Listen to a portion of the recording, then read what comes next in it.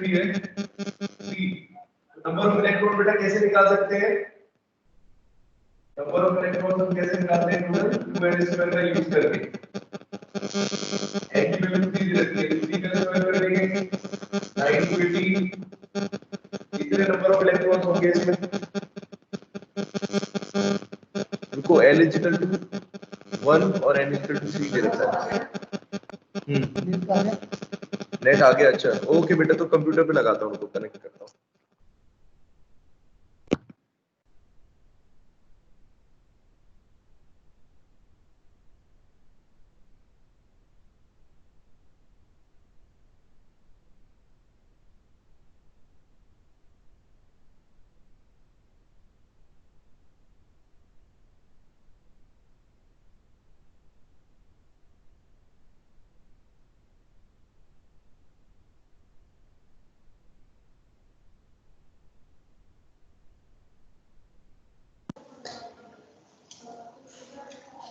हाँ बच्चों, तो क्वेश्चंस मिल गए बेटा सभी को? पहले तो क्वेश्चंस बताओ सबको, ठीक है सबको दिख। अब इसमें से कुछ क्वेश्चन बेटा जो है वो अभी आपने पढ़े नहीं है। जैसे फर्स्ट क्वेश्चन में आप देख रहे होगे, इसमें हाफ फील्ड ऑर्बिटल्स की बात हो रही है, तो अभी वो बाद में करना। बाकी क्वेश्चंस देखते हैं एक बार वन बाय वन। तो बाकी बेटा क्वेश्चंस हो गए आपको? सेकंड क्वेश्चन सबका हुआ? Question number 2, yes sir. कितने नंबर ऑफ इलेक्ट्रॉन्स आएंगे? 18। इसमें बेटा ये देखो n इज इक्वल टू 3 अगर हमें दे रखा है और l इज इक्वल टू 1, तो देखो इसमें क्या है, इसमें नंबर ऑफ सबशेल्स की बात करते हैं। तो अगर मैंने कल आपको बताया था n की वैल्यू और l की वैल्यू का क्या था, कि l की वैल्यू बेटा हमेशा क्या होती है? n-1 होती है ना?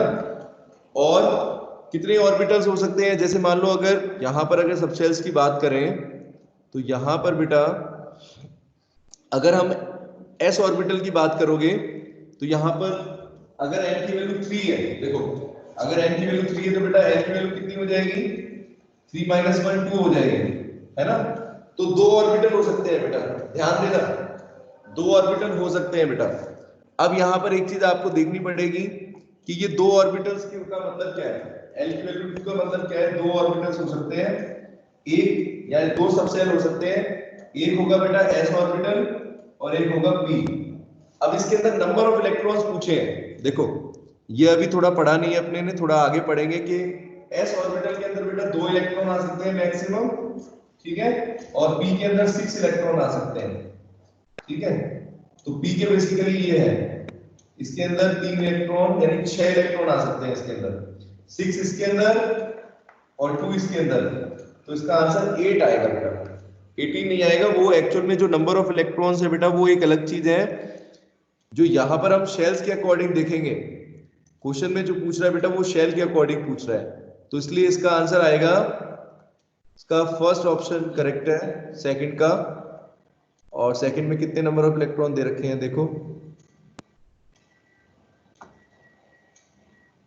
एक बार रुको, सेकंड का ए, ये ऑप्शन ही करेक्ट नहीं है क्या? For n is equal to 3 and subshell is 3p and a particular 3 we can, अच्छा बेटा किसी भी ऑर्बिटल में देखो, अभी ये आपको अभी रहने दो ये वाला क्वेश्चन, अभी मैं हुन्स रूल पढ़ाऊंगा आपको, ठीक है, Hund's rule of maximum multiplicity, ठीक है, तो तब समझ में आएगा किसी भी ऑर्बिटल में मैक्सिमम नंबर ऑफ इलेक्ट्रॉन बेटा कितने हो सकते हैं। तो 2 इलेक्ट्रॉन्स होते हैं, अभी इसको रहने दो, ठीक है। और क्वेश्चन देखते हैं, चलो थर्ड क्वेश्चन एक बार देखो, फर्स्ट क्वेश्चन सेकंड रहने दो, थर्ड देखो, थर्ड में क्या निकालना है आपको? ये भी ऑर्बिटल का क्वेश्चन है क्या? ये भी डी ऑर्बिटल का है, ये भी अभी नहीं आएंगे, फोर्थ वाला भी अभी नहीं समझ पाओगे, ठीक है, फिफ्थ भी ये रहने दो, ये सब क्वेश्चन रहने दो, ये वाले क्वेश्चन पर आओ। Question number 8, question number 8, maximum number of orbital that can be identified with the following quantum number. अगर आपको ये क्वांटम नंबर दे रखे हैं, जैसे n की वैल्यू 3 दे रखी है, n की वैल्यू 1 दे रखी है और mi 0 दे रखा है, तो उसके लिए बेटा ये भी अभी रहने दो, ये क्योंकि इसमें मैग्नेटिक क्वांटम नंबर रह गया, या तो बेटा क्वांटम नंबर आज पढ़ा दूंगा आपको पूरा, तो ये क्वेश्चंस हो जाएंगे। 9th क्वेश्चन बेटा हो गया, देखो 9th क्वेश्चन इजी था, ये पढ़ा रखा है आपने, calculate the energy in joule corresponding to the light, है ना। 9 क्वेश्चन हो गया बेटा सबका। 10th क्वेश्चन, 9th और 10th ये क्वेश्चंस हो जाएंगे। उसके बाद 12th क्वेश्चन बेटा देखो, एक बार 12th क्वेश्चन पर ध्यान दो। दिख रहा है बेटा सबको? Based on equation E is equal to minus 2.178 into 10 की power minus 18 joule Z square upon N square. बताओ परीक्षा, दिख रहा है ना क्वेश्चन ये? तो इसको कैसे करेंगे बेटा? इसमें क्या पूछा उसने? ये बेटा आप पढ़ चुके हो इतना टॉपिक कि ये जो एनर्जी होती है इसमें कुछ कंक्लूजन दे रखे हैं। Which of the following is not correct? कौन सा स्टेटमेंट बेटा सही नहीं है? Option A, equation can be used to calculate the energy change in energy when the electron changes orbit. अगर बेटा इलेक्ट्रॉन ऑर्बिट को चेंज करता है तो ऑर्बिट चेंज करने पर क्या होता है बेटा? एनर्जी में कुछ चेंज आता है ना? आता है ना। डेल्टा ई की जो वैल्यू हम निकालते हैं, तो क्या इस इक्वेशन का यूज करके डेल्टा ई की वैल्यू निकाल सकते हैं? बेटा जो ये इक्वेशन लिखी है, देखो क्या लिखा है, ये वही इक्वेशन है, En is equal to minus 21.8 into 10 की पावर माइनस 19, है ना, Z square upon N square. ये फॉर्मूला जेड स्क्वायर कब आता है? मैंने बताया था आपको, अगर हाइड्रोजन के अलावा किसी और एटम के लिए निकालते हो, है ना, किसी भी एटम के लिए निकालते हो तो ये फॉर्मूला यूज कर सकते हो। बोलो बच्चों, ठीक है? Yes sir. हाँ, तो अब इस फॉर्मूले में से कौन सी चीज करेक्ट नहीं है? अब ये स्टेटमेंट एक बार पढ़ो। फर्स्ट स्टेटमेंट ये कह रहा है कि एनर्जी कैलकुलेट करने में यूज कर सकते हैं, सही है क्या? एनर्जी निकालते हैं ना, चेंज इन एनर्जी, हम किसी भी शेल की एनर्जी को निकालेंगे बेटा तो कैलकुलेट कर सकते हैं, है ना। फर्स्ट ऑप्शन सही लग रहा है। सेकंड पढ़ो एक बार, बी स्टेटमेंट क्या है? For N is equal to 1। बेटा सुनना, पहले शेल के लिए n का मतलब 1 का मतलब क्या है? के शेल के लिए क्या कह रहा है? The electron has a more negative energy than it does for n is equal to 6, which means that electron is more loosely bound in the smallest allowed orbit। इसका मतलब ये कहना चाह रहा है बेटा, अगर हम फर्स्ट शेल की बात करें, n इज इक्वल टू 1 की बात करें, तो ये कह रहा है कि 1 n इज इक्वल टू 1 जो शेल होगा, जो भी शेल होगा n इज इक्वल टू 1 जो वैल्यू पुट करोगे, तो ये जो शेल है बेटा, ठीक है, स्मॉलेस्ट, सबसे स्मॉलेस्ट जो ऑर्बिट होगी वहां पर इलेक्ट्रॉन सबसे लूजली बाउंड होगा। देखो क्या लिखा है इसमें, स्टेटमेंट ही ध्यान से पढ़ते हैं। मोस्ट लूजली बाउंड, इसका मतलब समझते हो बेटा? मोस्ट लूजली बाउंड का मतलब, स्टेटमेंट समझो। मोस्ट लूजली बाउंड का मतलब है सबसे कमजोर तरीके से पकड़ रखा है। लूज मतलब कि ढीला, है ना, सबसे कम फोर्स। यानी बेटा इसका मतलब ये कहना चाह रहा है कि n इज इक्वल टू 1 जो शेल है उसके अंदर इलेक्ट्रॉन जो है वो सबसे कम, न्यूक्लियस उस पे सबसे कम फोर्स लगा रहा है या सबसे हल्के तरीके से उसको पकड़ा हुआ है। और ये बात सच है क्या? सही है क्या ये? No sir. क्योंकि के शेल के इलेक्ट्रॉन मैंने आपको बताए थे बेटा सबसे ज्यादा स्टेबल होते हैं, यानी न्यूक्लियस सबसे ज्यादा फोर्स किस पर लगा रहा होगा? उसको नहीं जाने देगा, सबसे अंदर वाले शेल को, है ना बच्चों। तो ये स्टेटमेंट बेटा करेक्ट नहीं है, इनकरेक्ट स्टेटमेंट आपको मिल गया सेकंड वाला। एक बार दोनों को भी, बाकी दोनों स्टेटमेंट को भी पढ़ लेते हैं। तो बेटा देखो सी स्टेटमेंट क्या कहता है? The negative sign in the equation, मतलब बेटा इस इक्वेशन में जो यहां पर नेगेटिव साइन आ रहा है, सुनना, simply means that the energy of electron bound to the nucleus is lower than it would have been if the electrons were at the infinite distance। तो बच्चों याद करो, मैंने आपको बताया था दोनों के बीच में डिफरेंस। ये नेगेटिव एनर्जी बेटा क्या दिखाती है? ये नेगेटिव एनर्जी क्या दिखाती है? स्टेटमेंट ये कह रहा है, इस नेगेटिव साइन का मतलब ये है कि इलेक्ट्रॉन की के शेल की एनर्जी बहुत कम है, बजाय कि इलेक्ट्रॉन बाहर निकल जाए, एटम से बाहर हो जाएगा अगर, तो एनर्जी ज्यादा होगी, और यहां पर के शेल के अंदर है तो एनर्जी कम होगी। क्या ये बात सच है? सोचो, ये स्टेटमेंट ठीक लग रहा है? परीक्षित बताइए, बोलो बेटा, सही है क्या ये स्टेटमेंट? बेटा जेई में देखो, स्पेशली बच्चों बता रहा हूं कि जेई के अंदर जो क्वेश्चंस आते हैं उसमें आप एक चीज देखोगे बेटा कि वहां पर कई सारे ऑप्शंस के भी क्वेश्चन दिए जाते हैं, मतलब जैसे ये जैसे स्टेटमेंट लिखे हैं तो उसके बाद नीचे ऐसे इसको डिफिकल्ट बना देंगे क्वेश्चन को, उसमें आपको पूछेंगे कौन सा इनकरेक्ट की जगह पूछेंगे कई सारे ऑप्शंस दे देंगे, एक में लिखेंगे फर्स्ट ऑप्शन करेक्ट है इनकरेक्ट है, दूसरे में लिखा होगा दो स्टेटमेंट कोई से दे देंगे। तो वहां पर बेटा इसलिए इस तरह के क्वेश्चंस को करने के लिए आपको क्या करना पड़ेगा, कंसेप्ट आपका क्लियर होना चाहिए। ठीक है बच्चों, समझ रहे हो मेरी बात? Yes, Yes, तो sir. थर्ड स्टेटमेंट सही है, क्योंकि थर्ड स्टेटमेंट यही कह रहा है कि के शेल की एनर्जी बहुत कम होती है जिसके अंदर इलेक्ट्रॉन है, और अगर इलेक्ट्रॉन बाहर चला जाए तो एनर्जी ज्यादा होगी, जो कि आप लोग जानते हो कि ऐसा ही होता है। अगर इन्फाइनाइट पे चला गया तो इसका मतलब क्या है, अगर एटम में से बाहर निकल गया तो बताया था ना इन्फाइनाइट नंबर ऑफ शेल्स लेते हैं हम, और वहां पर एनर्जी बेटा कितनी आ रही थी आर्यन, वहां पर कितनी अपनी एनर्जी आएगी बताइए जरा। maximum. मैक्सिमम कि मिनिमम, जीरो? अरे देखो ई की वैल्यू जब निकालते हो एक बार देखना, 21.8 इंटू 10 की पावर -19, अगर 1/n की वैल्यू अगर आप रखते हो, यहां पर देखो अगर आप रखते हो, मैंने बताया था ना nf अगर इंफिनिटी रखोगे तो ये वैल्यू क्या हो जाएगी 1/infinity, इलेक्ट्रॉन की एनर्जी कितनी हो जाएगी इन्फिनिट पे, 0. अरे जीरो हो जाएगी ना। और फर्स्ट शेल की कितनी होगी, फर्स्ट की माइनस में, अब कौन सी चीज पड़ी है बताओ जरा देख के बेटा, ये फर्स्ट शेल की एनर्जी है और ये इन्फिनिट है, कौन सी एनर्जी ज्यादा है मुझे बस इतना देख के बता दो, साइन का ध्यान रखना ये नेगेटिव है, 0. ये एनर्जी तो बेटा 0 वाली. ये एनर्जी ज्यादा है ना, फिर भी इससे तो ये तो बहुत ही छोटी क्वांटिटी है, माइनस में है। ठीक है बच्चों, समझ गए मेरी बात? तो यही तो स्टेटमेंट में Yes, लिखा है sir. थर्ड स्टेटमेंट में। तो एक एक क्वेश्चन बेटा ये देखने में तो एक एक क्वेश्चन लगते हैं, लेकिन इसमें काफी चीजें आपकी क्लियर होंगी कंसेप्ट। फोर्थ ऑप्शन देखो क्या लिखा है, larger the value of N the larger is the orbit radius, जितना ज्यादा बेटा एन की वैल्यू होगी उतना ज्यादा रेडियस होगा। इसके लिए बेटा याद करो रेडियस का फॉर्मूला क्या था, रेडियस ऑफ ऑर्बिट पढ़ा है आपने, R N is equal to क्या था बेटा, ई नॉट एन स्क्वायर, बोल ने ये फॉर्मूला दिया था ना, किसी भी nth ऑर्बिट का जो रेडियस है वो कितना होगा बेटा, ए नॉट एन स्क्वायर के बराबर है ना। तो ए नॉट तो कांस्टेंट था, बोलो ए नॉट बेटा कांस्टेंट है, तो एन स्क्वायर की डायरेक्टली प्रोपोर्शनल है ना।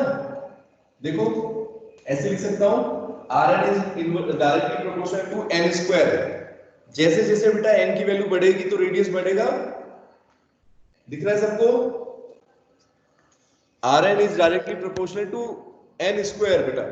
तो सिंपल सी बात है, ये तो आपको पता ही होना चाहिए, इनवर्स डायरेक्टली प्रोपोर्शनल का मतलब है एन की वैल्यू बढ़ रही है तो यहां पर रेडियस भी इंक्रीज करेगा। ठीक है बच्चों, ये क्वेश्चन समझ में आया सबको? 12th क्वेश्चन का करेक्ट ऑप्शन जो मतलब जो इसमें से इनकरेक्ट है वो है बी। ठीक है, इसी तरीके से 13 क्वेश्चन देखते हैं बेटा, 13 क्वेश्चन देखेंगे बच्चों। कैमरा ऑन कर लो एक बार सभी बच्चे, ठीक है, और जो क्वेश्चन मैं करा रहा हूं देखो उनको देखते रहो। और साक्षी कौन सा क्वेश्चन नहीं हुआ आपका, नेक्स्ट वाला हो गया ये जो मैं 13 क्वेश्चन की बात कर रहा हूं, the value of Yes, length. sir. Simple है वैसे तो, इसमें आपको सिर्फ क्या निकालना है, which value is the closest to the wavelength in nanometre of a quantum of light with frequency. आपको बेटा फ्रीक्वेंसी दे रखी है इस क्वेश्चन में, क्या दे रखा है बेटा, फ्रीक्वेंसी की वैल्यू दे रखी है और एच की वैल्यू दे रखी है। तो सिंपल बस आपको क्या निकालना था, वेवलेंथ निकालना था लैम्डा। तो आपके पास फॉर्मूला क्या था, E equal to H nu, है ना। क्या क्या चीज दे रखी है इसमें, रुको, स्पीड ऑफ लाइट दे रखी है आपको और यहां पर प्लैंक्स कांस्टेंट दे रखा है। तो बेटा हमें क्या करना है, लैम्डा निकालना है इसमें। तो हमारे पास लैम्डा का फॉर्मूला क्या आएगा, hc अपॉन लैम्डा, ये बताया था कल भी शायद मैंने क्वेश्चन। तो लैम्डा की वैल्यू बस पुट करनी है यहां पर, और एनर्जी कहां से आएगी, रुको, यहां पर आप क्या दे रखा है, आपको h की वैल्यू दे दी है, स्पीड ऑफ लाइट दे दी है, वैल्यू यहाँ पे पुट करनी पड़ेगी। क्या बोला है उसने, nanometre of quantum frequency, frequency दे रखी है। तो फ्रीक्वेंसी तो आपको लैम्डा की वैल्यू निकाल सकते हो क्लोजेस्ट टू द क्वांटम, ठीक है। कैसे किया साक्षी इस क्वेश्चन को? सर वो nu is equal to C upon lambda वाला फार्मूला लिखे, वैल्यू पुटअप करे और आगे। अच्छा, इसमें इसकी जरूरत ही नहीं है, डायरेक्ट फॉर्मूला। हाँ, इसकी जरूरत नहीं है बेटा, एनर्जी का कंसेप्ट नहीं है यहाँ पर। ठीक है, यहाँ पर तो सिंपल ये लगाना है आपको। हाँ, एनर्जी दे ही नहीं रखी है, ये चीज है अपने पास। तो यहाँ से निकल जाएगा बेटा C equal to nu lambda से हमारे पास लेमडा की वैल्यू निकालनी थी, ये गिवन है और ये गिवन है ना। और देखो इस चीज में आप एक चीज देखना बच्चों, कंफ्यूज कैसे किया है क्वेश्चन के अंदर h की वैल्यू देकर। h की वैल्यू देकर बच्चों क्यों कंफ्यूज किया है? ताकि कुछ बच्चे सोचेंगे कि इसमें कौन सा फॉर्मूला लगेगा। जैसे मैं भी देखने लग गया E equal to h nu तो नहीं लग रहा, फिर देखोगे तो एनर्जी की तो वैल्यू है ही नहीं आपके पास। तो इसका मतलब बेटा सिंपल सा ये था, C equal to nu lambda का यूज करना था, फ्रीक्वेंसी दे रखी थी, वेवलेंथ निकालनी है। तो किसी भी क्वेश्चन की चाल में मत आना। अगर आपको कुछ चीजें एक्स्ट्रा दी है ना, जैसे किसी क्वेश्चन में आपको हो सकता है इलेक्ट्रॉन का क्वेश्चन हो, प्रोटॉन का मास दे दे, तो आप लोग उसमें मतलब अपने ये चीज रखना कि क्या चीज निकालनी है अपने को और क्या चीज दे रखी है। ठीक है, चलो तो ये इजी क्वेश्चन है 13। इसकी वैल्यू बेटा आ जाएगी 15 नैनोमीटर आएगी, 50 नैनोमीटर आएगा इसका आंसर। C अपॉन न्यू कर देंगे बस। तो C की वैल्यू दे रखी है अपने को, लैम्डा हो जाएगा C 3 × 10 की पावर 8, और इसको बेटा कितने से डिवाइड कर देंगे? फ्रीक्वेंसी कितनी गिवन है अपने को? इट इज गिवन एज 6 × 10 की पावर कितना लिखा है, 10 की पावर 15 क्या है ये 13। रुको, इसको बेटा डिवाइड कर देना बस। 6 × 10⁻15 है। 15 है, तो इसको सॉल्व कर दोगे, 3 से 6 सॉल्व हो गया, 0.5 यहाँ पर आ गया। और यहाँ पर अगर देखोगे 15 इंटू बेटा यहाँ पर ऊपर जो है 8 है, तो ऊपर लेके आएंगे तो कितना हो जाएगा? हाँ बोलो सर 8 नहीं है, 17 है। क्या क्या चीज? 3 × 10⁻17 है, 8 नहीं है। अच्छा, स्पीड अलग दे रखी है, ओके। ओ ये ट्रिक थी क्वेश्चन के अंदर क्या? और बेटा देखो स्पीड भी ना नैनोमीटर पर सेकंड दे रखी है। देखो बच्चों इसमें एक चीज और है, C की वैल्यू आपको 3 × 10 की पावर 8 नैनोमीटर पर सेकंड दे रखी है। इसका क्या मतलब है? देखो बच्चों, साक्षी एक चीज समझो आप मेरी बात, यहाँ पर सभी बच्चे ध्यान देना, ट्रिक थोड़ी इंपॉर्टेंट चीज बता रहा हूँ। यहाँ पर क्वेश्चन के अंदर कैसे उलझ जाओगे आप, एक सिंपल से क्वेश्चन में कैसे उलझ जाओगे। यहाँ पर 3 × 10 की पावर 8 नहीं, 3 × 10 की पावर 17 नैनोमीटर पर सेकंड दे रखा है बेटा। समझे आप मेरी बात? तो नैनोमीटर का मतलब है ये स्पीड मीटर पर सेकंड के अंदर नहीं है। तो यहाँ पर या तो बेटा आपके पास ऑप्शन है कि आप डायरेक्टली यहीं से आंसर निकालो। जब आप यहां से आंसर निकालोगे इस वैल्यू को, तो आपकी जो वेवलेंथ आएगी वो डायरेक्टली नैनोमीटर में आ जाएगी। समझे मेरी बात? अगर आप इतनी वैल्यू को रखते हो साक्षी, तो नैनोमीटर में आएगा आंसर। लेकिन अगर आप इसको मीटर पर सेकंड में क्वेश्चन में गिवन होती, तो फिर अपना आंसर बेटा लैम्डा किस में आता? मीटर के अंदर आता। तो अभी अगर नैनोमीटर में आंसर अगर आपने को नैनोमीटर में दे रखा है, तो यहीं से सॉल्व कर सकते हैं। ठीक है, तो ये जो सॉल्व कर रहे हो आप, जैसे मान लो यहाँ पर अगर 17 रख के सॉल्व करोगे, तो बेसिकली बेटा जो वैल्यू आएगी वो क्या आएगी? नैनोमीटर में आ रही है। ठीक है बेटा, नैनोमीटर में आ रही है, 0.5 × 10 की पावर 2, और इसको सॉल्व करोगे तो 50 हो जाएगा, 50 नैनोमीटर। ठीक है, समझे? तो क्वेश्चन में अगर नैनोमीटर में दे रखा है तो उस चीज का ध्यान रखना, स्पीड यहाँ पर नैनोमीटर पर सेकंड में दे रखी है। चलो ठीक है, अगला क्वेश्चन देखते हैं। नेक्स्ट में बेटा क्या है, इसमें तो आपका क्वांटम नंबर वो है, इलेक्ट्रॉनिक कम्युनिकेशन है, ये अभी अब पढ़ाएंगे तब देख लेना। अगला क्वेश्चन बेटा जो है फोटो इलेक्ट्रिक इफेक्ट के ऊपर है, according to law of photochemical equivalence, है ना बेटा? तो फोटोकेमिकल इक्विवेलेंस बट बच्चा ये और कुछ नहीं है, ये वही है जो मैंने आपको आइंस्टाइन फोटो इलेक्ट्रिक इक्वेशन बताई है, उसी का यूज करना है। तो इसमें बेटा निकालना क्या है अपने को, एनर्जी दे रखी है, द एनर्जी एब्जॉर्ब, ये आपको कैलकुलेट करनी है एनर्जी। ठीक है, और अपने को क्वेश्चन में एच दे दिया, सी दे दिया, और नंबर ऑफ, अच्छा Na की वैल्यू दे दी, ये तो वो है एवोगैड्रो कांस्टेंट दे रखा है आपको, ठीक है। तो बस इसने एक्सप्रेशन में दे रखा है 4 एक्सप्रेशन की फॉर्म में, इनमें से करेक्ट एक्सप्रेशन कौन सा होगा। तो बताओ बेटा एनर्जी का एक्सप्रेशन क्या होता है। अगर हम एनर्जी के एक्सप्रेशन को देखें तो फोटो इलेक्ट्रिक इफेक्ट में बेटा एनर्जी क्या निकालेंगे, ई की वैल्यू क्या होती है, या किसी फोटोन के लिए बताओ एनर्जी की वैल्यू क्या होती है। सिंपल, किसी फोटोन की एनर्जी क्या होती है, एस सी अपॉन लैम्डा, है ना बेटा। तो बस आपको क्या वैल्यू पुट करनी है यहाँ पर, इस इक्वेशन में बस बेटा क्या करना है, ये वैल्यू पुट कर दो। कौन कौन सी सी की वैल्यू पुट करोगे जो आपको क्वेश्चन में गिवन है, और रुको एक बार, क्वेश्चन हट गया। ठीक है बेटा, एक तो आपको मैंने बता दिया ये चीज होगी, और दूसरा क्या करना है आपको, यहां पर एस सी अपॉन लैम्डा का यूज करेंगे। यहां पर S C upon lambda energy होती है एच न्यू, है ना, और एच न्यू को लिख सकते हैं एस सी अपॉन लैम्डा। लेकिन बेटा यहां पर अगर मान लो अगर आपको एनर्जी निकालनी है 1 मोल के लिए, अगर आपको मान लो 1 मोल के लिए निकालनी है, जैसे 1 मोल ऑफ, क्वेश्चन में क्या बोल रहा है एक बार पढ़ लेते हैं दोबारा, फिर क्वेश्चन के अंदर बोल रहा है, ठीक है।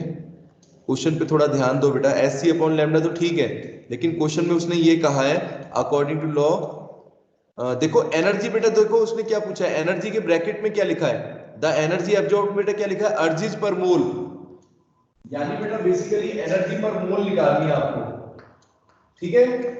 तो एनर्जी पर मोल कैसे निकालोगे, एनर्जी अगर आपको कहेंगे टोटल एनर्जी निकालनी है, जैसे एक तो नॉर्मली एनर्जी निकालनी है, एक आपसे पूरे पूछे कि पर मोल कितनी होगी, तो पर मोल के लिए बेटा क्या कर दोगे, उसको एवोगैड्रो नंबर से क्या करना पड़ेगा यहाँ पर बेटा, अगर आपको पर मोल निकालनी है तो क्या करना पड़ेगा, एवोगैड्रो नंबर से इसको मल्टीप्लाई करना पड़ेगा, है कि नहीं। अगर एनर्जी पर मोल पूछी है उसने, तो ये चीज ध्यान रखना बेटा, यहाँ पर एनर्जी पर मोल अपने को निकालनी है, तो इसलिए हम यूज करेंगे यहाँ पर E equal to H nu, और एच न्यू की जगह बेटा लिखेंगे S C upon lambda, Avogadro number से मल्टीप्लाई करेंगे। अब इस सारी चीज वैल्यू पुट करो, एच की वैल्यू पुट करो 6.626 into 10 की पावर -34, ठीक है। सी की वैल्यू होगी 3 into 10 की पावर 8, और एवोगैड्रो नंबर हो गया बेटा यहाँ पर 6 into 10 की पावर 23, और नीचे लैम्डा, लैम्डा आपको सॉल्व नहीं करना ना, क्वेश्चन में ऐसे कैसे दे रखा है। देखो यहाँ जो ऑप्शंस अगर देखोगे तो ऑप्शंस के अंदर आपको चारों ऑप्शंस दे रखे हैं इस तरीके से, है ना बच्चों। तो बस आपको ऊपर वाली वैल्यू सॉल्व करनी थी, यहाँ पर ये सारी सॉल्व करके देखनी है। तो अगर बेटा इसको सॉल्व करोगे तो देखो कितनी वैल्यू आ रही है, यहाँ पर नंबर्स को एक तरफ कर लो और 10 की पावर को एक तरफ लिख लो। 10 की पावर बेटा कितनी हो जाएगी, -34 है, और प्लस में कितना हो जाएगा 23 और 8 31, तो 31 प्लस का यानी कितना हो गया -3, है ना बेटा। और मल्टीप्लाई करोगे तो लगभग 6.6 को 6318, 6.6 को 18 से करो कितना आ रहा है, लगभग अप्रोक्सीमेटली निकालना चाहते हो तो 6814, 6848,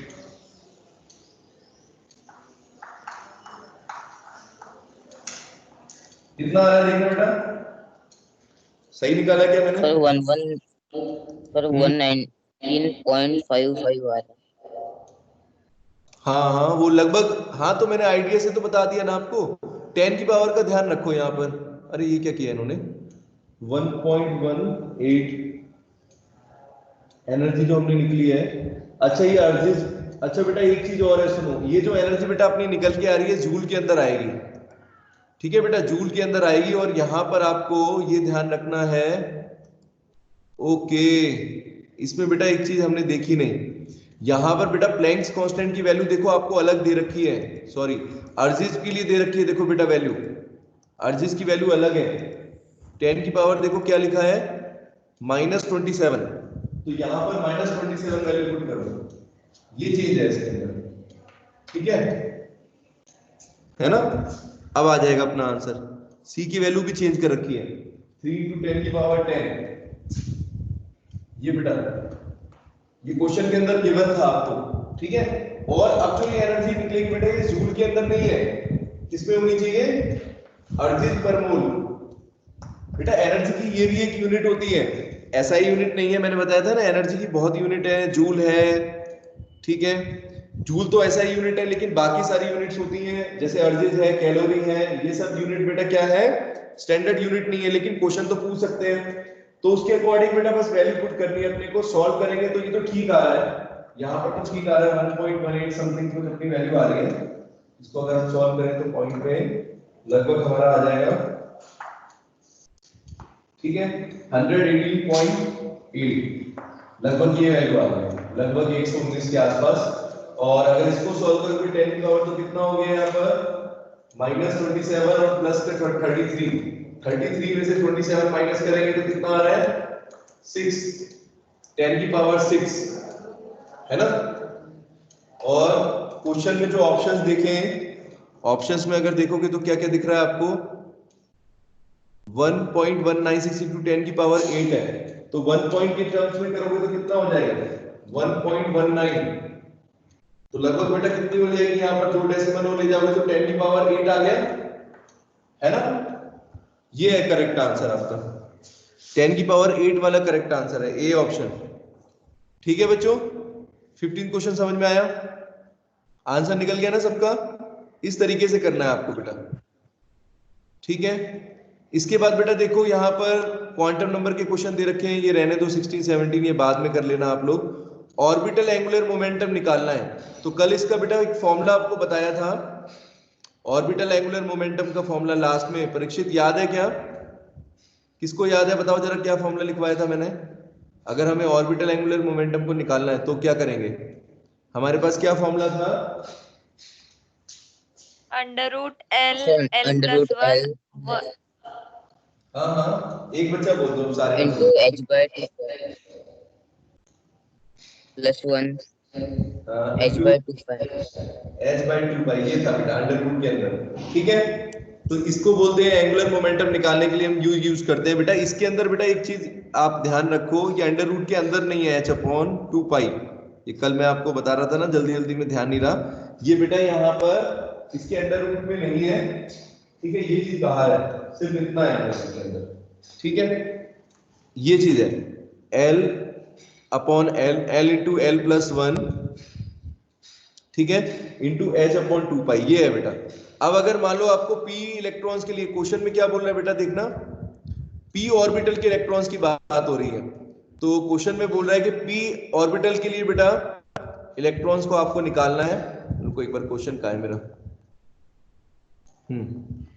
क्वेश्चन है, स्क्रॉल करके देखता हूं रुको अभी, हाँ, orbital angular momentum of A p electron, बेटा p इलेक्ट्रॉन का मतलब क्या है, जब इलेक्ट्रॉन p शेल के अंदर है, p ऑर्बिटल के अंदर है मतलब, तो कितनी उसकी वैल्यू होगी एंगुलर मोमेंटम की, तो याद करो अगर p ऑर्बिटल में है बेटा, जैसे कल मैंने आपको s और p की वैल्यू के अकॉर्डिंग बताया था ना, जैसे मान लो अगर एक शेल होता है तो बेटा क्या होगा उसके अंदर, n की वैल्यू कितनी होगी, n की वैल्यू कितनी होगी, अगर n की वैल्यू बेटा 1 होती है, अगर n की वैल्यू 1 होती है तो इसका मतलब एक शेल है, और L से बेटा अपने को क्या पता चलता है, नंबर ऑफ शेल्स पता चलते हैं ना, है कि नहीं, तो सोचो L की वैल्यू क्या होगी, अगर हमारे पास p इलेक्ट्रॉन हमें निकालना है तो बेटा इसका मतलब क्या है, L की वैल्यू कितनी लेनी है अपने को, 1 लेनी है कि नहीं, p ऑर्बिटल कब आएगा, देखो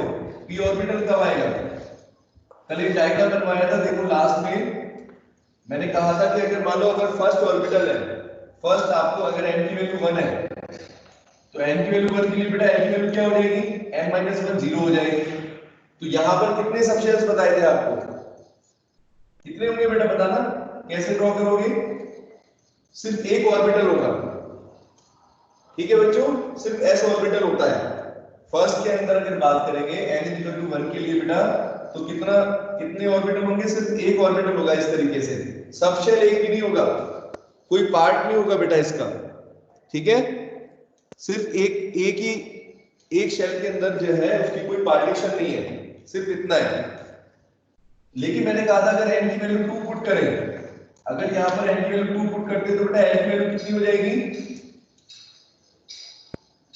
ठीक है 1 आ जाएगा, तो उसमें पहले वाले के अंदर तो कोई पार्टीशन नहीं है, दूसरे के अंदर बेटा अपने को क्या दिखेगा, एक शेल, एक यहाँ पर पार्टीशन दिखेगा s ऑर्बिटल में, ठीक है। इसी तरीके से अगर n इक्वल टू 3 पुट करें तो n इक्वल टू 2 हो जाएगा। इस तरीके से नंबर ऑफ ऑर्बिटल बढ़ते जाएंगे, है ना। तो बेटा अगर p ऑर्बिटल के लिए देखोगे तो n की वैल्यू आपकी कितनी होगी, अगर आप कहोगे p ऑर्बिटल कब आएगा, तो बेटा उसके लिए n की वैल्यू अपने को रखनी है 1, ठीक है, यानी कि n इक्वल टू 2। तो यहां पर अगर आप देखोगे, अब इसमें पुट करो, अगर आपको एंगुलर मोमेंटम निकालना है n की वैल्यू यहां पर पुट करनी पड़ेगी आपको, l की l into L plus 1 into H upon 2 पाई। तो बेटा p इलेक्ट्रॉन के लिए l की वैल्यू क्या पुट करो, 1 पुट करो, ठीक है। तो 1 पुट करोगे, इसमें फॉर्मूला में क्या बन जाएगा, ये फॉर्मूला देखना, 1 इंटू 1 प्लस 1 है ना, इंटू h की वैल्यू बेटा 6.626 वही प्लैंक्स कांस्टेंट है, और 2 पाई 3.14। अगर इसको सॉल्व करते हैं, बल्कि इसको सॉल्व करने की जरूरत क्या है, क्वेश्चन में तो बोला ही नहीं है। हाँ तो बेटा इसको पुट करने की जरूरत नहीं, सिर्फ h की वैल्यू भी यहाँ पर मना करी है उसने, सिर्फ 1 पुट करो आप, तो कितना बन जाएगा बेटा अपना, इसको रहने दो, क्वेश्चन के अंदर आपको ऑप्शंस के ऊपर डिपेंड करता है, जैसे ऑप्शंस दिए होंगे ना उसी तरीके से। तो बेटा देखो ऑप्शन में यही दे रखा है ना, h अपॉन 2 पाई अलग से, तो ये कितना हो गया, 1 प्लस 2, 1 इंटू 2 सॉरी 2 हो गया, 2h अपॉन 2 पाई ये है, ठीक है।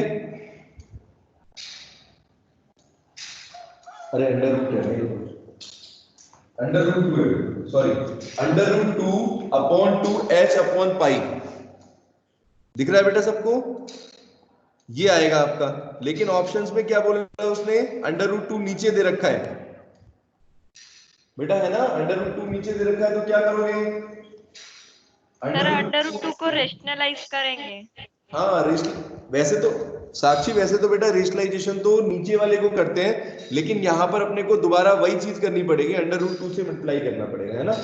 तो ऊपर तो 2 आ जाएगा और नीचे क्या हो जाएगा, 2 अंडर रूट 2 हो जाएगा बच्चों। तो क्या हो जाएगा, यहाँ लिख देता हूँ, अंडर रूट 2h एक्चुअल में बन जाएगा, यहाँ पे पहले लिख देता हूँ, into under root 2 into under root 2, दोनों से मल्टीप्लाई कर दो सेम चीज से। तो यहाँ पर क्या आएगा, ये तो बन गया 2 और नीचे आ गया 2 अंडर रूट 2, 2 से 2 कट गया, h अपॉन अंडर रूट 2 पाई, ये आंसर है बेटा, ये आएगा आपका एंगुलर मोमेंटम। तो जब हम कैलकुलेशन करते हैं ना बेटा, तो छोटी छोटी मिस्टेक्स हो जाती हैं, इसीलिए ऐसे क्वेश्चन देते हैं ताकि बच्चे गलत करें, ठीक है, ठीक है बेटा। तो p इलेक्ट्रॉन के लिए अपना वैल्यू, हाँ बोलो। सर थोड़ा नीचे करो ना, क्या मेरा कुछ नहीं दिख रहा उधर का, नीचे का। रुको रुको रुको, अच्छा वो मैंने देखा नहीं, हो सकता है अब दिख रहा है बेटा, क्योंकि मैं क्वेश्चन से स्क्रॉल कर रहा हूं ना, मैं फाइल इसी को खोल के बैठा हूं, अब दिख रहा है, ठीक है। Yes sir.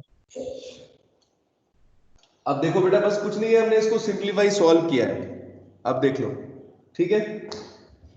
तो बेटा इस तरह के क्वेश्चंस, जैसे देखो ऑप्शंस जिस तरीके होंगे ना उसी तरीके से अपने को कोशिश करनी है। जैसे अगर मान लो यहाँ पर अगर h अपॉन 2 पाई की वैल्यू नहीं दे रखी होती है ना, तो अपने को पुट करना था, लेकिन यहाँ पर पीछे बेटा मल्टीप्लाई करके लिख दिया, क्योंकि उनको भी पता है कि एग्जाम में कम टाइम है, उसी हिसाब से बेटा क्वेश्चन जिस हिसाब से पूछा है उसी हिसाब से हमने सॉल्व कर दिया, ठीक है बच्चों। और रेशनलाइज करना था तो रेशनलाइज करके निकालना पड़ेगा। थोड़ा सा बच्चों को इसलिए ऐसे क्वेश्चंस देते हैं जहां पर ऑप्शंस गलत करते हैं बच्चे जानते हुए भी, ठीक है। तो ये आसान क्वेश्चन था, अच्छा क्वेश्चन था। इसके बाद अगला क्वेश्चन देखते हैं बेटा, 19 क्वेश्चन क्या कह रहा है। तो 19 क्वेश्चन में बेटा देखोगे क्या लिखा हुआ है, the total number of atomic orbital in the 4th energy level of an atom. तो बेटा मैंने जो 2n² का मतलब बताया था, एक्चुअल में बेटा वो नंबर ऑफ एटॉमिक ऑर्बिटल्स निकालते हैं हम, ठीक है। इलेक्ट्रॉन्स तो गलत हो जाएंगे, नंबर ऑफ बेटा एटॉमिक ऑर्बिटल्स अगर निकालने हैं आपको 4th एनर्जी लेवल के लिए, तो चौथे एनर्जी लेवल के लिए बेटा कि उसकी n की वैल्यू क्या होगी परीक्षित। अगर मान लो मैंने आपको बताया था जो नंबर ऑफ शेल्स होते हैं उसको हम n से रिप्रेजेंट करते हैं, है ना। तो n = 1 जो होता है वही बेटा प्रिंसिपल क्वांटम नंबर होता है, उसी को प्रिंसिपल क्वांटम नंबर बोलते हैं, और नंबर ऑफ शेल्स भी उसी से पता चलते हैं अपने को, है ना। तो अगर फोर्थ लेवल है, अगर फोर्थ एनर्जी जो शेल बता रहा हूं मैं आपको, तो एन की वैल्यू बेटा कितनी हो गई 4, है ना। एन की वैल्यू 4 के अकॉर्डिंग निकालो कितने आएंगे, 32 हो जाएंगे ना। 4 0 हाँ 2n स्क्वायर, ये यूज करेंगे 2n स्क्वायर 16 to 32, हाँ 32 हो गए, 32 नंबर ऑफ इलेक्ट्रॉन्स हो गए बेटा, ठीक है। तो ये भी अच्छा क्वेश्चन था, 2011 में आया है। इसके बाद क्वेश्चन नंबर 20 करते हैं बेटा। क्वेश्चन नंबर 20 दिख रहा है सबको क्या, 20 क्वेश्चन दिख रहा है, असाइनमेंट में है बेटा। yes sir हाँ तो ये क्वेश्चन देखो एक बार। Yes, sir.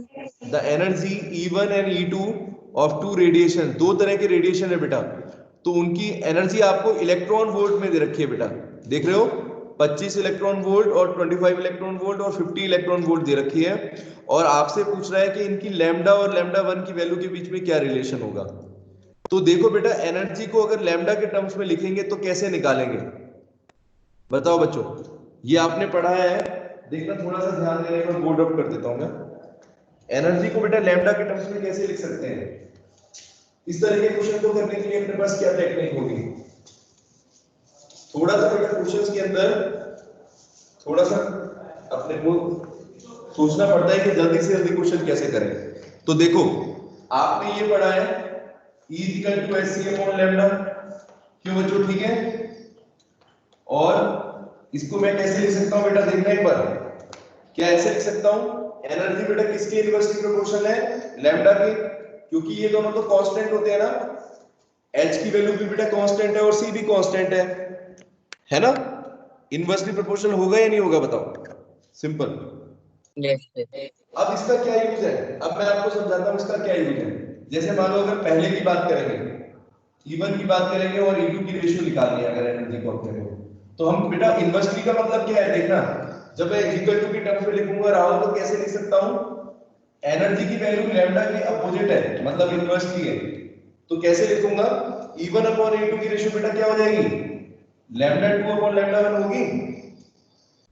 ये चीज समझो आप, yes sir आया सबको समझ में मैंने कैसे लिख दिया इसको, क्योंकि E1 की वैल्यू देखो no किसकी, sir हाँ नहीं आया, E1 को बेटा देखो, जैसे E1 है, E1 किसकी इनवर्सली प्रोपोर्शनल है, लैम्डा 1 की ना, ठीक है। ये कैसे आया मैं ये भी बताता हूं, ये कैसे बनाया मैंने, देखो E1 को अगर खोलेंगे तो कैसे लिख सकते हैं बेटा, मान लो ये कांस्टेंट जो आ रहा है hc/λ1 है ना, और E2 की वैल्यू लिखो,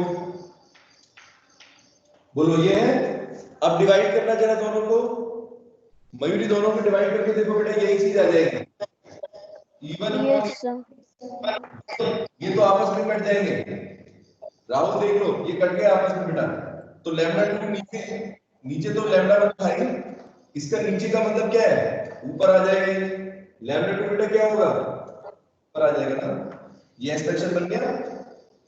यही yes चीज तो sir यही चीज बता रहा था। तो बेटा इतना टाइम राहुल वहां पर नहीं होगा एग्जाम में, क्या इतना टाइम होगा कि आप लोग ये पूरा सॉल्व करो इस तरीके से, मैं डायरेक्ट रिलेशन बता दिया आपको मैंने। ई का बेटा डायरेक्ट रिलेशन जो है वो इनवर्सली प्रोपोर्शनल है, तो एक चीज अगर डिक्रीज कर रही तो दूसरी चीज इंक्रीज करेगी, ठीक है। और फ्रीक्वेंसी के बेटा डायरेक्टली प्रोपोर्शनल होगा, है ना। अगर हम एनर्जी की बात करेंगे तो एनर्जी बेटा जो है फ्रीक्वेंसी के डायरेक्टली प्रोपोर्शनल होती है, लेकिन लैम्डा यानी वेवलेंथ के इनवर्सली होती है।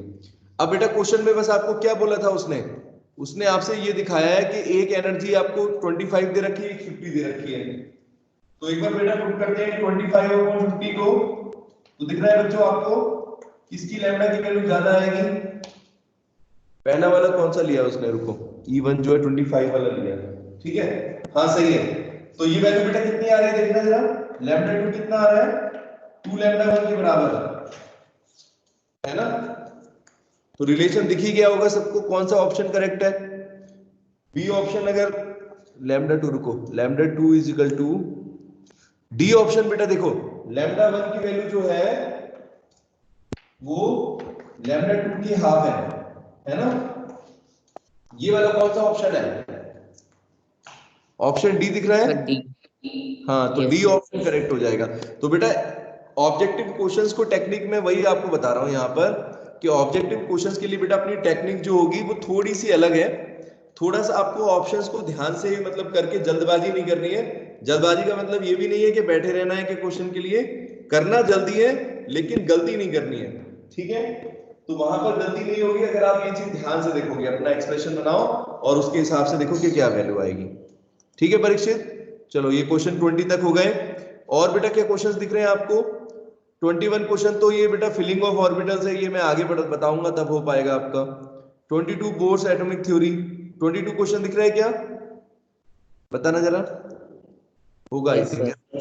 तो 22 क्वेश्चन बेटा देखो क्या कह रहा है उसमें, according to Bohr's theory which of the following transition least energetic photon. इसका मतलब बेटा क्या है, कौन से एनर्जी के अंदर ट्रांजेक्शन करेंगे, किस शेल में से एनर्जी निकालेंगे तो सबसे कम एनर्जी आएगी, है ना? With give rise to the least energetic photon. मतलब अगर कोई फोटोन की बात करें बेटा तो उसकी एनर्जी, मतलब सीधे सीधे अगर देखो तो बेटा डेल्टा ई की वैल्यू निकालनी है आपको। ठीक है परीक्षित, डेल्टा ई की वैल्यू आपको देखनी है इन चारों केसेस में सबसे कम किसकी आ रही है, सबसे मिनिमम वैल्यू। तो डेल्टा ई किस पर डिपेंड करता है, बताया था आपको शेल्स के ऊपर, जैसे जैसे शेल चेंज कर रहे हैं उसके अकॉर्डिंग।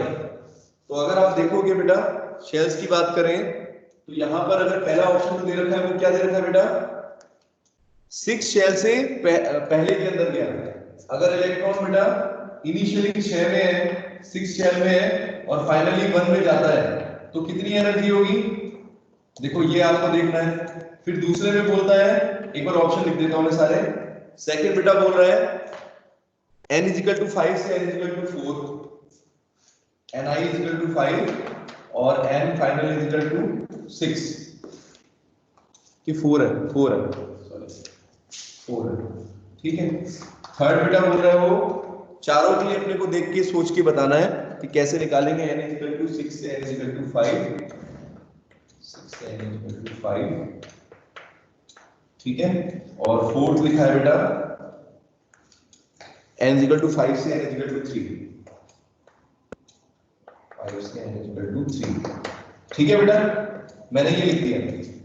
क्या परीक्षित इस क्वेश्चन को डायरेक्टली भी कर सकते हैं, क्या इसको बिना सॉल्व किए निकाला जा सकता है? कोई बच्चा बताएगा मुझे, क्या कोई ऐसी टेक्निक है जिसे डायरेक्टली कर दें? लगता है आपको ऐसा? बोलो बेटा, क्या बेटा इसको राहुल बिना सॉल्व किए निकाला जा सकता है? सोच के बताओ, सोचो, दिमाग पर जोर डालो। डेल्टा ई का मतलब क्या था, एक बार मैं फॉर्मूला लिखता हूं आपके सामने, RH 1/ni square minus 1/nf square. क्या यही फॉर्मूला है बेटा? रिडवर्थ कांस्टेंट के टर्म्स में यही है ना? Yes, sir.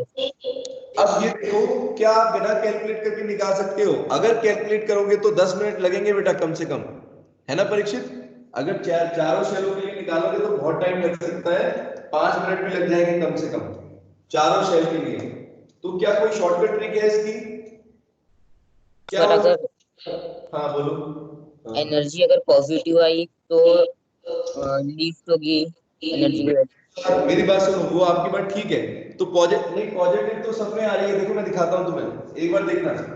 यहाँ 6 में से 1/6 का स्क्वायर में से 1/1 का स्क्वायर माइनस करना है, इसमें 1/5 में से 4। बहुत चालाक है वो तुमसे ज्यादा चालाक है परीक्षित, ठीक है। वो चारों ऑप्शंस अगर ध्यान से देखोगे, मयूरी चारों ऑप्शंस में देखो आप एक बार, आपको दिख रहा है ना सारी वैल्यू बेटा एक ही साइड आ रही है। ऐसा नहीं है वो, आप मैं समझ गया आपकी बात, वो पॉजिटिव नेगेटिव में आप सोच रहे हो कि वैसे नहीं बेटा, उसमें चारों चीजें एक तरफ की दे रखी है। इलेक्ट्रॉन हमेशा ऊपर से नीचे की तरफ आ रहा है, देखना एक बार, छठे से पहले में आ रहा है, फिफ्थ से फोर्थ में आ रहा है, सिक्स से फिफ्थ में और फिफ्थ से थर्ड में। तुमसे ज्यादा होशियार है क्वेश्चन सेट करने वाले, है ना?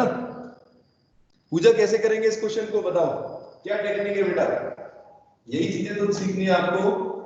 एक चीज देखना बेटा, यहां पर RH कांस्टेंट है ना, देखो जरा RH कांस्टेंट है, यस सर। Yes sir. बेटा इक्वल टू का साइन हटा दूं, अगर मैं यहाँ पर इक्वल टू का साइन हटाकर अगर ऐसे लिखूं प्रोपोर्शनल लगा के, तो आप लोगों को कोई दिक्कत है? मैंने बताया था जब कभी कांस्टेंट लिखा होता है और इक्वल टू का साइन लगा होता है तो उसको, जैसे पिछले वाले क्वेश्चन में भी किया हमने वेवलेंथ वाले में, 1/, कैसे लिख सकता हूं देखना एक बार बच्चों, ni² माइनस nf²। क्या ये चीज ठीक है? कैसे लिखा जा सकता है बोलो? डेल्टा E की वैल्यू बेटा किसके इनवर्सली प्रोपोर्शनल है? ni² में से nf² के, है ना? अब आप देखो Yes. अब यहाँ पर आपका क्वेश्चन जल्दी होगा। पूरा कैलकुलेट करने की जरूरत ही क्या है? सुनो, पूरा कैलकुलेट करने की बेटा जरूरत ही नहीं है, RH की वैल्यू पुट करने की जरूरत नहीं है राहुल, ठीक है? सिंपली क्या करना है, आप ये देख लो बेटा, ni² में से nf² जिसकी वैल्यू ni में से nf² की वैल्यू जिसकी ज्यादा आ रही है उसकी डेल्टा E की वैल्यू बेटा क्या होगी?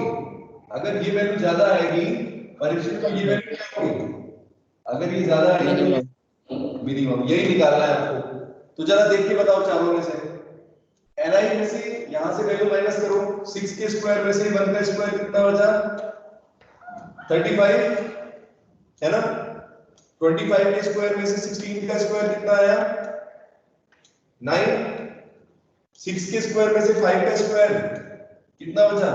36 में से 5 चले गए, ओ 25, 36 में से 25 माइनस करो, स्क्वायर है ना, कितना आया इसमें? 11। और ये आ रहा है आपका 5 के स्क्वायर में से 3 का स्क्वायर, तो कितना बचा? 25 में से 16। अब खुद देख लो सबसे ज्यादा वैल्यू किसकी आ रही है, सबसे कम? क्वेश्चन में मिनिमम पूछी थी ना, एक बार रुको, क्वेश्चन में मिनिमम पूछी है तो बेटा मिनिमम किसकी आएगी फिर? 6 में से 6 में से फर्स्ट वाली। एक बार रुको, यहाँ पर कुछ गड़बड़ तो नहीं हो गया? मिनिमम एनर्जी बेटा यहाँ पर एक चीज और देखो, आप यहाँ पर रुको रुको रुको रुको रुको रुको रुको 35 वैल्यू सबसे ज्यादा है पहले वाले में है ना? हाँ, तो ये ऑप्शन आ रहा है, लेकिन बेटा एक चीज देखो, यहाँ पर एक चीज और देखनी पड़ेगी आपको, माइनस साइन का भी कुछ इशू है यहाँ पर, और वो क्या है मैं आपको बताता हूँ। जैसे मान लो यहाँ पर अगर बेटा RH मान लो, अभी ये डायरेक्टली प्रोपोर्शन तो अपने लिए निकाल दिया, ठीक है? वैल्यू तो इसमें 21.8 ही है, तो फिर ये किस तरीके से, रुको एक बार, n2 is greater than n1।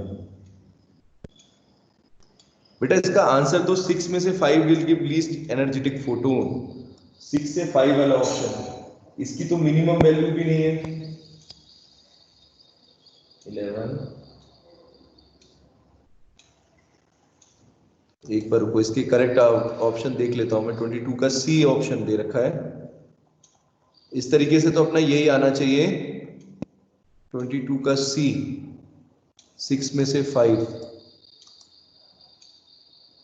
तो बेटा तरीका तो हमारा मेथड तो यही है, ni² में से अगर nf को माइनस करेंगे तो ये आएगा, लेकिन जो एनर्जी है बेटा वो इसके इनवर्सली प्रोपोर्शनल है, तो यानी कि ठीक है, सबसे कम जिसकी है सबसे ज्यादा वैल्यू तो यही आई सब्ट्रैक्ट करके। ओहो, एक बेटा एक चीज ध्यान देनी पड़ेगी आपको, रुको रुको रुको रुको, एक चीज बताता हूं, सुनो, यहां पर बेटा ये इस तरीके से नहीं लिखा है, देखो यहां पर ये लिखा है, देखो ध्यान से, 1/ni² माइनस 1/nf²। तो बेटा यहां पर ये भी चीज देखनी पड़ेगी अपने को कि ये खाली डायरेक्ट स्क्वायर्स नहीं है, देखो दिख रही है मेरी बात? हमने डायरेक्ट बेटा कर दिया, ये गड़बड़ हो सकती है, क्योंकि या अगर आप ऐसे लिख रहे हो तो इसको ऐसे लिखो, nf² माइनस nf² नहीं, अगर ये हम लिखेंगे, अगर इसको एलसीएम लोगे तो क्या आएगा, देखो ni² nf² और nf² में से ni², ये लिखा है ना? दिख रहा है बेटा मैंने जो किया है बोर्ड पर? Yes sir. तो बेसिकली क्या चीज आ रही है कि nf² में से अगर ni² को माइनस करें तो उसके डायरेक्टली प्रोपोर्शनल है। देखो यहां पर लिखता हूं दूसरी जगह, delta E is equal to बेटा अगर देखोगे आप तो ये आ रहा है nf square upon minus ni square upon ni square nf square, ये कुछ आ रहा है इस तरीके से। तो बेटा अगर आप देखोगे इसकी डिफरेंस की के ऊपर डिपेंड कर रहा है, डायरेक्टली प्रोपोर्शनल, ठीक है। डेल्टा ई की वैल्यू किस पर डिपेंड कर रही है बेटा, इनकी डिफरेंस के ऊपर। तो अभी जो हमने डिफरेंस निकाले हैं वो एक्चुअल में क्या किया, ni square minus nf square कर दिया, है ना, इसलिए चीज गड़बड़ हुई। अगर एक बार nf माइनस ni करके देखते हैं तब देखो, तब अपना क्या आएगा, तब वैल्यू पलट जाएगी। देखो एक बार दिखाता हूं सबके लिए, यहां पर सबके लिए कैलकुलेट करो एक बार आप, nf स्क्वायर में से ni स्क्वायर माइनस करना है एक बार बेटा, सबके लिए कैलकुलेट करो कितनी कितनी वैल्यू आएगी। 1 के स्क्वायर में से 6 का स्क्वायर, 1 माइनस 36 माइनस 35, है ना। दूसरे के लिए बनेगा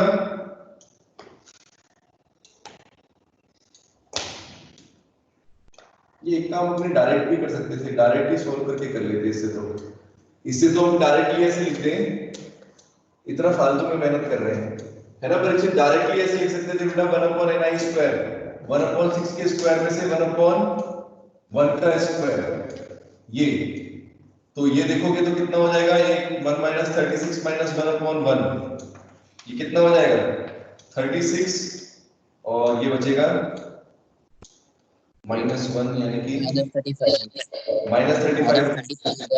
ये फर्स्ट का बनेगा, है ना। दूसरे में देखोगे तब भी वही आ रहा है, अब ठीक आएगा।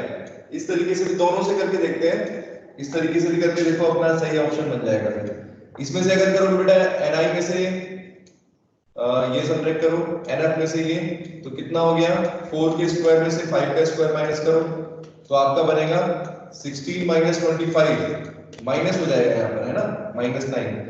और थर्ड का करोगे तो ये हो जाएगा 5 के स्क्वायर में से 6 का स्क्वायर सब्ट्रैक्ट करो तो यानी 25 माइनस 30, सबका उल्टा हो गया, बस साइन चेंज हो जाएगा बेटा, सबका साइन चेंज हो गया, है ना, कुछ इफेक्ट नहीं पड़ा, साइन चेंज हो गया। 3 के स्क्वायर में से 5 का स्क्वायर सब्ट्रैक्ट करो तो 9 माइनस 25 माइनस 16, देखो बेटा साइन चेंज हो गए, बस इसी से फर्क पड़ गया सारा यहाँ पर। तो अब बेटा दिख रहा है सबको, अब वैल्यू कौन सी सबसे कम आ रही है, अब तो दिख ही गया होगा, यहाँ पर -35 सबसे कम हो गई, ये देखो। तो ये चीज हो रही थी क्योंकि हम बेटा ये चीज नहीं देख रहे थे, ये एक्चुअल में इसकी डायरेक्टली प्रोपोर्शनल तो है इनवर्सली, लेकिन बेटा ये बीच में यहाँ पर कॉमन टर्म नहीं है, ये अपॉन में है ना। तो बस बेटा ये चीज आपको समझनी है कि आपको जो वैल्यू निकालनी है तो वो आप क्या करो, या तो इस तरीके से निकालो, इस तरीके से निकालो 1/36 माइनस 1, तो इसमें -35/36 आएगा। दूसरे में बेटा कितना आएगा देखो, 1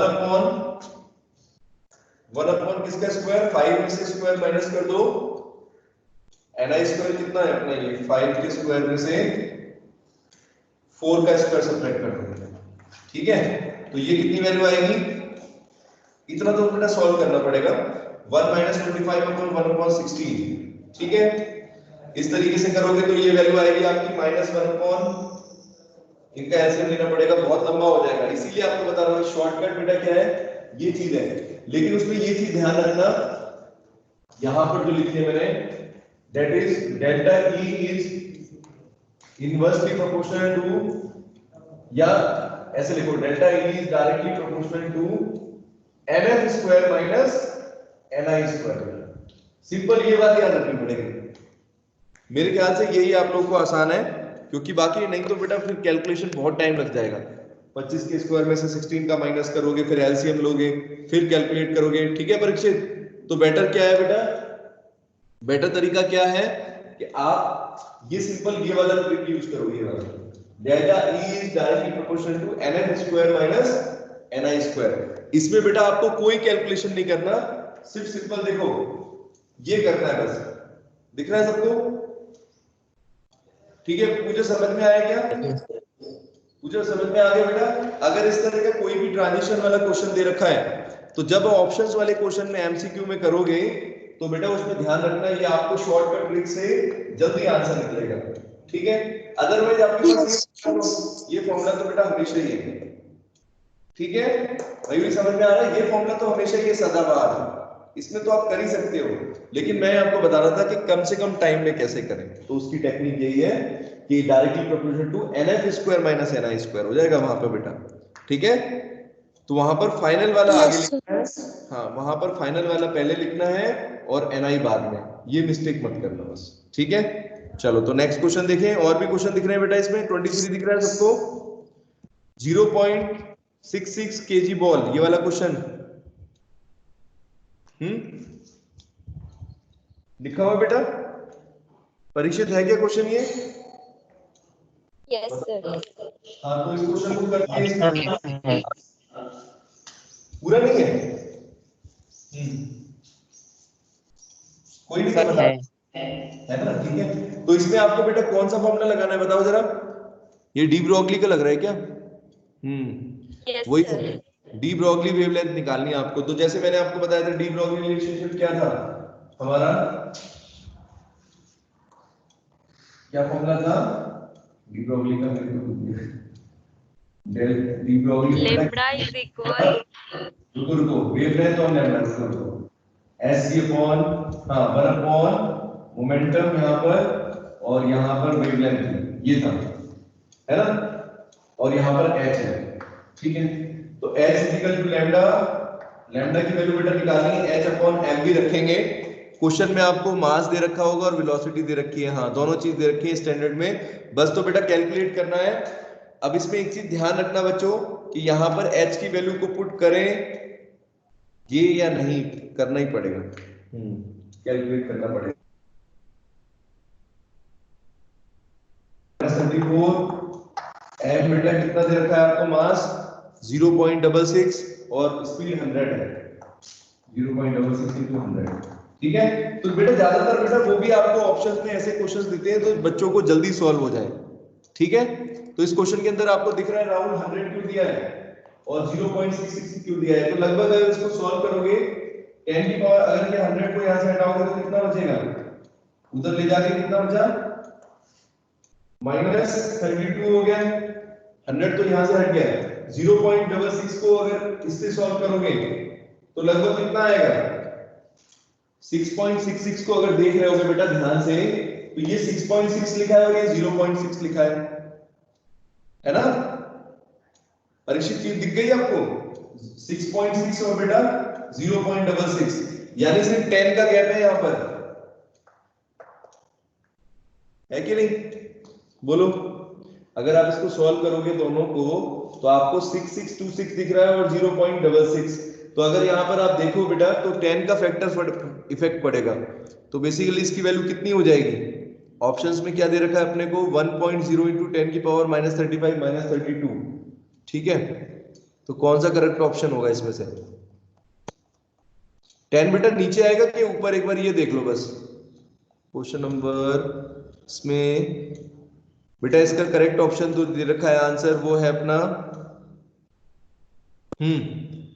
10 की पावर -35 करेक्ट है। ठीक है, 10 की पावर -35। कैसे इन्होंने सॉल्व किया, रुको एक बार, मास इतना दे रखा है, वेलोसिटी मीटर पर सेकंड, सारी वैल्यू पुट कर दी बेटा। ठीक है, तो कितना आएगा आंसर, 6.6 इंटू 10 की पावर -34 पहले ही था 0.66, इसको एक बार सॉल्व करना, इन दोनों को ही हटा दो तो कितना कितना आएगा, 10 की पावर यहाँ पर 100 ऊपर और ये 1000 नीचे, है ना बेटा? 0 से 0 कट गया, दिख रहा है सबको? तो कितना फर्क पड़ा बेटा, तो ये सब हटा दो। अब देखो कितना हो गया, अगर देखोगे 6626 अपॉन 66, ठीक है, देखना इंटू 10 की पावर बेटा 10, 100 तो ये है ना, 2 जीरो तो ये है, 1 जीरो ये है, अगर तीनों को एक साथ दोगे तो 10 की पावर 3 हो जाएगा, बताओ जरा,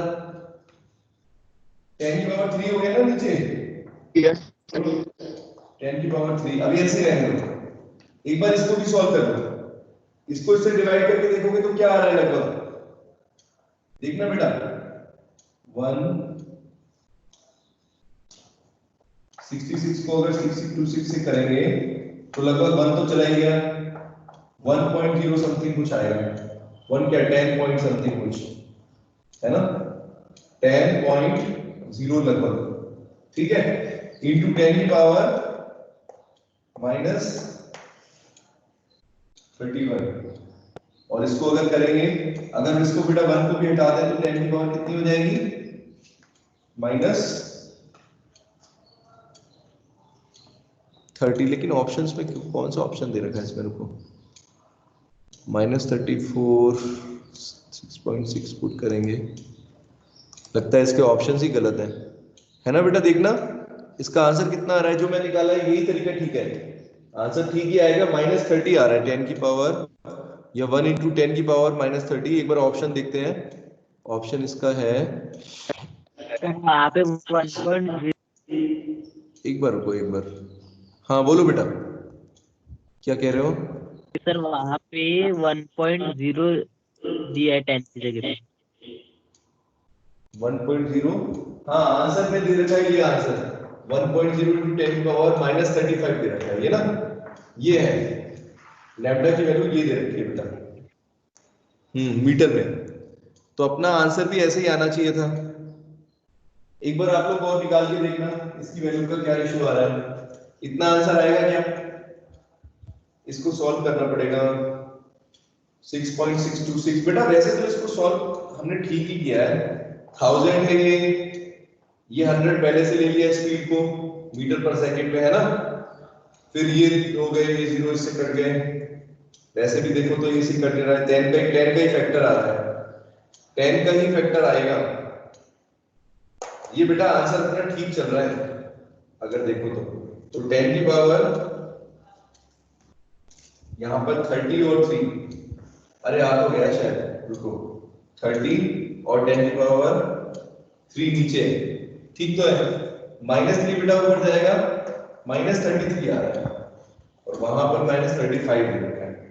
तो एक बार बेटा इसको सभी बच्चे करके देखना वेदर इसका आंसर कितना आएगा, ठीक है, ठीक है बच्चों, एक बार देखना, इसका सी ऑप्शन करेक्ट दे रखा है, लेकिन मुझे इसमें सी तो नहीं लग रहा है, यस ठीक है, 10 की पावर में बस इसको सिंपलीफाई करके देखना, ठीक है, मैं भी देखूंगा इसका आंसर कौन सा करेक्ट है। 35 अगर होता तो बेटा फिर नीचे से यहां पर 3 की पावर ऊपर जाएगा तो फिर बढ़ेगा ही ना, और क्या गड़बड़ हो रही है, 30 अगर हम देखें तो, ओहो ये मैंने क्या किया है, 30,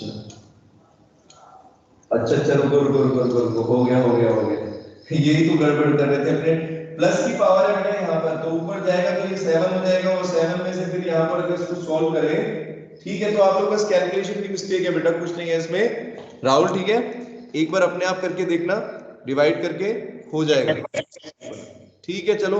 और आगे के बेटा क्वेश्चंस मैं कुछ और दूंगा आपको, इससे आगे के क्वेश्चंस वो करने हैं आपको, ठीक है, तो वो क्वेश्चंस आप करना, फिर जो डाउट्स होंगे फिर वो कराएंगे क्लास में, ठीक है, सबको आया बेटा समझ में, आज क्वेश्चंस कर रहे हैं, ये एग्जाम में कैसे क्वेश्चंस आते हैं, एक बार अप्लाई करना, धीरे धीरे क्वेश्चंस आने समझ में आ जाएंगे आपको किस टाइप के क्वेश्चंस हैं बेटा, ठीक है, चलो ओके बाय, टेक केयर, ठीक है, होमवर्क आपको मैं दे देता हूँ क्वेश्चन सबको, ठीक है।